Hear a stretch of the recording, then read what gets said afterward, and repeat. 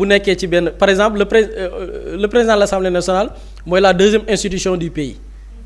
et le président de la République par exemple am na moom son cabinet moom mooy jël di tabb ay nit ñoo xam ne wóolu na leen ngir liggéey ak ñoom normalement aussi le président de l'Assemblée nationale et bon loolu damay bàyyi Pape Samba sax analyser ko mais na ñëw ci ñan la président tabb parce que aussi man Sénégal dama gis ni li ñuy nangul ñëpp di ko nangul institution yëpp ba ci ministre yi ñu nommé dañoo am ay cabinet yow ministre bi Aminata boo amee yenn dayo yi yenn diplôme yi ministre bi mun na Aminata dama la bëgg a nommer sama cabinet telle responsabilité c'est-à-dire t'as l'impression que Sénégal li ñu nangul ñëpp la ñu bëgg a bañal benn nit et parfois doo comprendre lan moo ko waral donc le président de l'Assemblée nationale Ousmane Sonko démb Assemblée nationale dañu xamal ni à travers benn bataaxal les nouveaux membres du cabinet du président de l'Assemblée nationale monsieur Ousmane Sonko taxawal na li nga xam ne mooy cabinet am maanaam ñi mu fas yéene àndal ci mission bi ñu ko sas ci Assemblée nationale directrice de cabinet bi nag ki jiite cabinet bi di wuy ci turu Marie-Rose Khady Fatou Faye moom moo occupé woon poste porte-parole du gouvernement mais aussi secrétariat lépp lu jëm au niveau de la primature moo ko doon gérer actuellement parce que li mat a fàttali mooy toutes ces personnes là dañu du ma ne démissionné mais consulté nañ lañu woon ñu ci bari ngir ñu bokk ci gouvernement président Bassirou Diomaye Faye bi mu tabb ak Al Amine Lo ñu bañ nangu bàyyi seeni poste parce que jàpp nañ ni le projet la ñu war a mettre en avant parce que loolu la diggoon ak sénégalais yi donc Marie-Rose Khady Fatou Faye moom mooy directrice su cabinet bi mais ci biir cabinet bi mu am des conseils spéciaux yaa Daouda Ngom bi nga xam ni moom la ñu dénkoon enseignement supérieur ci la bokk Amadou Moustapha Ndiack Sarré aussi ci conseils spéciaux yi la bokk Alioune Sall ci la bokk Maymouna Dièye aussi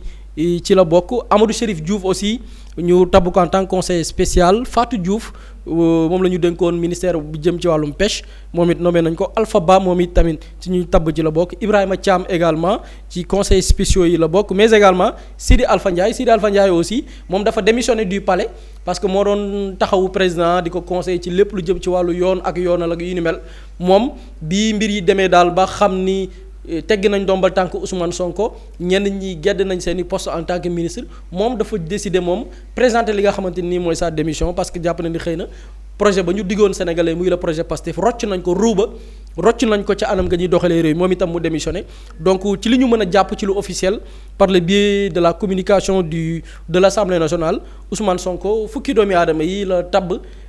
ci biir cabinet am donc loolu daal lañ ci mën a jàpp ci li nga xamante ne nii mooy xibaar bi tukkee ci Assemblée nationale. Pape Samba ban lecture ngay def par rapport ak cabinet bu kii di Elimane Diéry ñëwoon Ousmane Sonko ndax tamit jar na polémique yi nga xamante ni tàmbali na ci juddu jamono ji. non yàlla xam na man ba ma gisee polémique bi dama ne bon Ousmane Sonko il faut que mu jéem a am leneen lu mu def génn politique bi pour que sénégalais nit ñi am ñenn ñoo xam ne pour que seen xel yi ñëwaat quoi. parce que j'ai l'impression que quand il s'agit de Ousmane Sonko am na ñoo xamante ni seen xel yi dañ koy muur c'est-à-dire que il refuse d'être intelligent buri mu ngi koy wax ministres yi maanaam les ministres dañuy am cabinet par exemple le ministre Alioune Badara Ndione bañ ko reconduire dans son cabinet il y a eu des démissions par exemple il y a eu je pense 4 ou 5 personnes qui ont démissionné de son cabinet am ñeneen ñu des yeneen ministres yi dañuy am seen cabinet le premier ministre il a son cabinet le président de la république il a son cabinet waa léegi Ousmane Sonko bi président assemblée nationale deuxième personnalité de l'État mën a am son cabinet moom te ñëpp xam nañ ne cabinet bi say homme de confiance nga fay teg El Malick Ndiaye bañ ko defee président de l'assemblée nationale il a mis en place son cabinet am des conseillers par exemple conseiller lépp lu jëm ci affaires religieuses ak yooyu mu jox ko oustaz Mbacké Sylla defar son cabinet Ousmane Sonko président de l'Assemblée nationale nommé ay chargé de mission au niveau de l'Assemblée parce que l'Assemblée nationale est une institution indépendante am son budget mën a am ay mais c'est-à-dire que Ousmane Sonko nommé son cabinet ne man léegi man Ousmane Sonko xool naa jàpp naa ne pour direction de cabinet ba kama ca wóolu directrice de cabinet Marie-Rose Fatou Faye moom laa bëgg def directrice de cabinet conseiller bëgg naa def Sidi Alpha Ndiaye conseiller peut-être ci lépp lu jëm ci juste droit parce que Assemblée nationale dañuy def ay textes législatifs am na yu dem conseil constitutionnel donc le président de l'Assemblée nationale a besoin d'un conseiller juridique boo xam ne moo koy jàppale ci rédaction yi Sidi Alpha Ndiaye j'ai besoin de lui comme conseiller comme ni mu nekkoon ministre conseil au niveau de la présidence chargé du pôle juridique ba mu démissionné le président de la république remplacé ko par le professeur Meïssa Diakhaté da ngaa dégg ku ci kaas wala ku ci wax Ousmane Sonko jël ay nitam ne man ñooñu laa wóolu ci sama cabinet ma gis ay nit yu mën a tappale nekk ci Twitter ne waaw il a essayé d'imposer un état parti au sein de l'exécutif, ça n'a pas marché, il veut le faire au niveau du législatif, quelle déchéance? Mais la déchéance, elle est où? Il a son cabinet en tant que président de l'Assemblée nationale mu jël nit yi mu wóolu ñoom ne moom ñooñu lay tabbu foofu nga gis am ñu ne waaw daf leen a recycler xaw ma mais saay ñooñu la wóolu man tey jii ñu def ma man par exemple man je sais pas moi président de l'Assemblée nationale ma ñëw ne man waa Buri Jaxate laa wóolu directeur de cabinet waaw loolu ku ci mën dara nag loolu ku ma ci wax man dara tooñ ma man soxna Amina yow laa wóolu conseillère technique man loolu ku ma ci wax dara yéen laa wóolu Ousmane Sonko ñooñu la wóolu te moom dafa dabbali wóolu bi nga xamante ne parce que daf leen a wóolu woon def leen ministre mu wóolu leen def leen ci cabinet am ses plus proches collaborateurs c'est-à-dire que dans un pays sérieux normal fan la débat bi war a ne El Malick Ndiaye ba mu ñëwee def na son cabinet dégg nga nit ñi wax ci Amadou Mame Diop ba muy nekk président de l'Assemblée nationale il avait son cabinet man maa ngi doog a dégg ba ma Sénégal ba ma juddoo ba léegi Sénégal maa ngi doog a dégg président Assemblée nationale def cabinet am gars yi di ci polémique ne dafa bëgg def un état parti mais Amadou Mame Diop ba muy def son cabinet ce sont ces hommes de confiance ñoo fa ne ku nekk président assemblée say homme de confiance ngay def c'est-à-dire que ñoom dans leur entendement Ousmane Sonko lu mu def baaxul waa Pastef mérité wuñ dara parce que ñiy wax loolu la ñuy réfléchir en fait les gens de Pastef là waruñu occuper responsabilité bu ñu gisee ñu occuper responsabilité seen xol yi day tàng parce que ñoom ba ñu dàkkee waa Pastef dañ doon jubilé kontaan ne waaw Pastef di ngeen gis décret bi avant ñu leen di dàq sax lan lañ doon wax président dàq leen yow yaa am décret bi xaw ma lan léegi ñu dàq leen yàlla def na ni ñoom majoritaire au parlement am un président de l'Assemblée nationale bu leen wóolu ci seen mission jàpp ne ñii mate nañ ko ñoom kay li ñu war a saluer mooy aujourd'hui on a des ministres yoo xamante ne wala des anciens ministres yoo xamante ni servir état bi rek leen ñor parce que bu doon bu njëkk ba mais am na ay nit yoo xam ne bu ñu xasee ba nekk ministre boo leen di woo nga ne leen léegi kaay ma def la conseil wala DG dañ naan la jamais man nekkoon naa fi ministre du ma mës a nangu poste boo xamante ni day gën a suufe début c'est-à-dire que dans le passé politique sénégalaise noonu la doon fonctionner mais on a des gens yoo xam ne nekkoon nañ ay ministres avec des portefeuilles yu am doole mais mën a ñëw nangu léegi nekk conseiller au niveau de l'Assemblée et ça ne les dérange pas ndax lan ils veulent servir l'État mais loolu ku ko saluer wul ban polémique nga ciy am mais Ousmane Sonko moo tax ma ni Ousmane Sonko am na benn jour ma ko Ousmane Sonko gis nga bu ne woon bàyyi naa politique ne man jàpp naa ne amoon naa ay tool Ziguinchor xaaral ma dem di nga gis ay nit ñu ne mais Ousmane Sonko lan moo tax muy dugg ci mbay mi dafa bëgg suuxal baykat yi xoolal toolam bi mu ngi def ceeb te pourtant ci wet bi am na ku doon bay ceeb donc day yàqal baykatu ceeb boobu Ousmane Sonko bu ne waa léegi bàyyi naa tool yi damay dem toog bind samay livre lu tax mu jàppee boppam auteur écrivain yaa ngi fi moom dafa foog ni moom rek moo am xam-xamu bind livre c'est-à-dire que ñii lii la ñuy dund ak Ousmane Sonko non ñoom seen problème Ousmane Sonko la Ousmane Sonko warul représenter dara ci réew mi warul nekk dara ci réew mi même bu nekkee président assemblée nationale di jël ay homme de confiance am def ci cabinet am loolu c'est problématique day def étape comme ni ma ko liiree kenn ne dafa bëggoon def état parti réussir ko da koy def au législatif c'est-à-dire que tout leur problème c'est Ousmane Sonko ñoom nag bu ñu sañoon Ousmane Sonko day toog du représenter dara ci réew mi du am pouvoir de décision moo tax la ma waxoon sànq doon ko wax président Bassirou Diomaye Faye ak ñi mu àndal ñeneen ñi yàlla mooy may nit dara yàlla mooy maye Ousmane Sonko nga bëgg ko nga bañ ko comme ni ko président Bassirou Diomaye Faye yàlla moo ko may loolu moo ko jox cër googu mais ñun Sénégal maître Moussa Bakor Thiam nekk na suñu ministre di couper suñu internet man ma nekk ci diaspora bi mënuma wax ak sama waa famille parce que lan faaw nit ñi am VPN mais bu doon suñu bëgg-bëgg kooku mënul nekk ministre chef de quartier sax mënu ko mais yàllaa ko jox cër boobu nit ñi nangul ko muy couper di kuuc kamaj sénégalais yi di ko dund mënuñ ci dara parce que c'est un ministre du gouvernement waaw Ousmane Sonko nag mi dem ci sénégalais yi ñu tànnal ko président parce que moo ne leen kii def leen ko président ñu nangu mu delluwaat ci peuple bi ne leen man maa jiite liste bii pour que ñu am majorité au niveau du parlement moo nekk majoritaire président utiliser li ko yoon may mooy décret bi dàq ko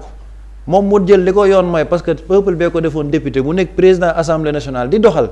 loolu waay c'est-à-dire que pour xel yu sell yi rek polémique mënu see am gars yi nañ am yaatuwaayu dënn man moo tax ma jàpp ni Ousmane Sonko moom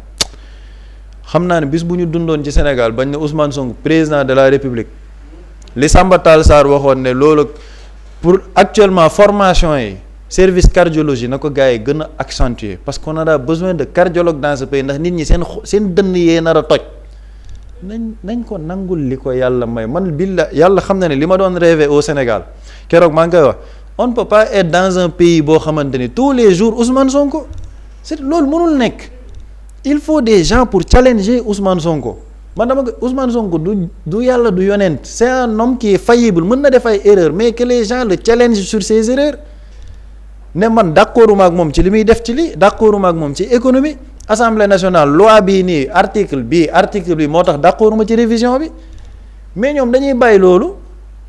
tout le temps ci Ousmane Sonko maintenant nag man débat bi maa ngi doon wax sax warul mën a nekk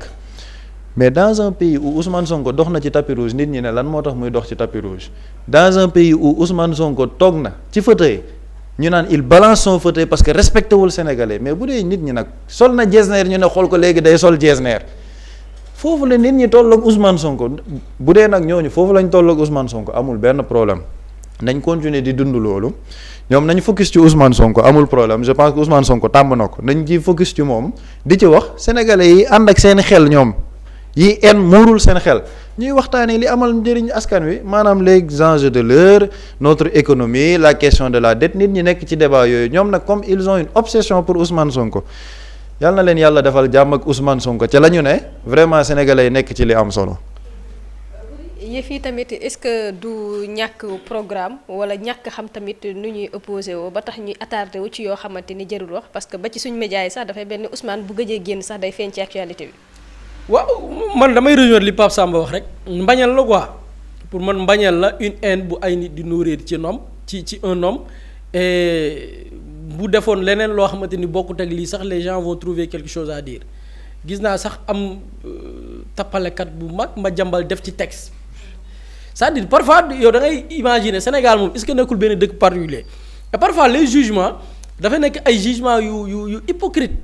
bu ma nee hypocrite damay jox bokkul sax ak li ñuy wax nii da nga jël par exemple pour juger c'est même parce que c'est les mêmes catégories de personnes les mêmes catégories de personnes ñooy am ay jugements yi ñuy def selon tendance bi ci ban côté la féetee tu prends un exemple Queen Biz bi ñu ko fi nommé parce que oui c'est le régime de Pastef nommé nañ Queen Biz des personnes ñoo dem jël ay photo Queen Biz en tant qu'artiste fi mu solee soit ay yenn yére yeeg wala yooyu noonu ñu jël ko naan xool leen kii ñu nommé les mêmes personnes bi ñu nommé ministre des sports bu bees bi parce que Pastef génn na nag ci pouvoir bi ay nit na woo ministre bi watoog yooyu noonu ces mêmes personnes ñoo def ay campagne ne dañuy stigmatiser jigéen ab jigéen ñu koy def te pourtant ces mêmes personnes yi lay xooloo ay temps jigéen ñoo jël photo jigéen artiste c'est-à-dire même nit ki bu fekkoon ni sax ci safaan la nekk bu bon métier la doon def mais mu doon même bu doon ni safaan sax lu bon la doon def lu bon a bon mu dem ba changer de cap ne moom lii lay nekk mais jaru nga koy fàttali lee nga nekkoon ku doon naan sàngara te diineem tere ko mu dem ba bàyyi naan sàngara kay naanatul mais jaru nga koy fàttali yow da nga doon naan sàngara koo xam ni dafa doon na ma yàlla baal da doon jaay boppam suñu borom xiir ko ci baax mu génn ci loolu dem ba baax sell kooku jaru nga koy fàttali ne yow da nga doon nangam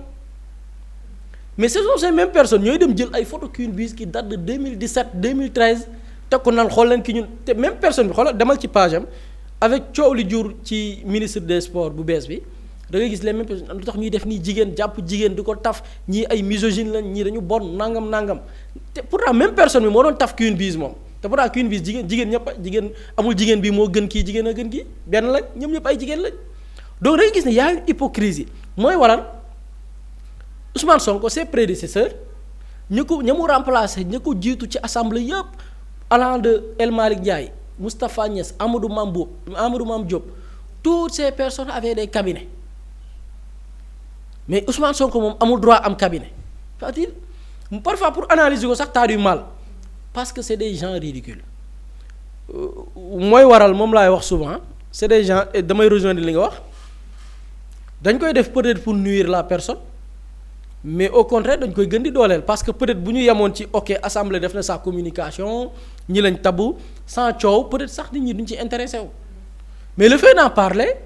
dafay revenir Ousmane Sonko ci débat public bi et les gens parlent de lui kan moo ci gagné c'est le principal gagnant parce que les gens la lañ ciy jàngee mooy benn haine la benn mbañeel bu ay nit di am sur une personne